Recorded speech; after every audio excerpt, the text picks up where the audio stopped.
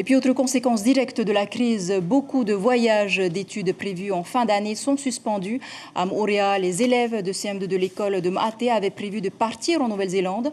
Dès l'apparition du virus, les parents décident d'annuler le voyage pour lequel ils ont investi 3,6 millions, mais ils se heurtent à un refus d'Air New Zealand de rembourser les billets. Le reportage à Moorea de Laurence Pourteau et Nicolas Suire. Voici donc les billets de la discorde. 44 au total, 30 pour les enfants, 14 pour leurs accompagnateurs. Depuis 2 ans, les élèves et leur institutrice travaillent sur ce projet de voyage d'études. En janvier dernier, les parents versent donc la somme finale, 3,4 millions à la compagnie aérienne. Mais entre-temps, le coronavirus a changé la donne.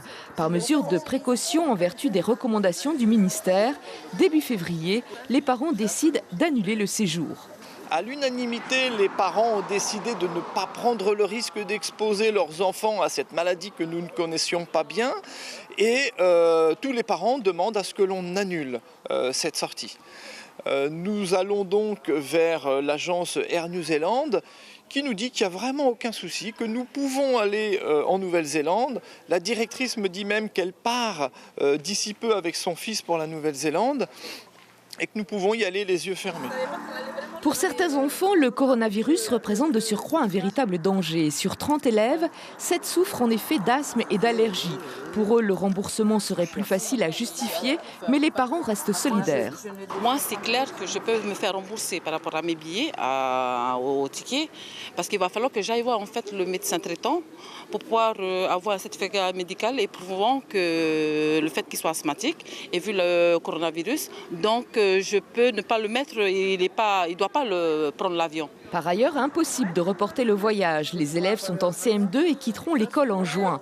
Au total, les parents ont payé par enfant environ 100 000 francs, vol plus hébergement, une somme conséquente pour certaines familles. En Nouvelle-Zélande ne veut rien savoir, ils ne veulent pas nous rembourser, ils ne veulent même pas faire un geste commercial.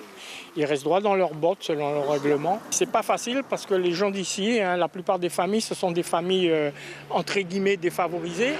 Donc moi je dis vraiment que Air Nouvelle-Zélande devrait réfléchir vraiment à ce qu'ils ont décidé. Les parents se disent aujourd'hui prêts à aller en justice réclamer les sommes versées.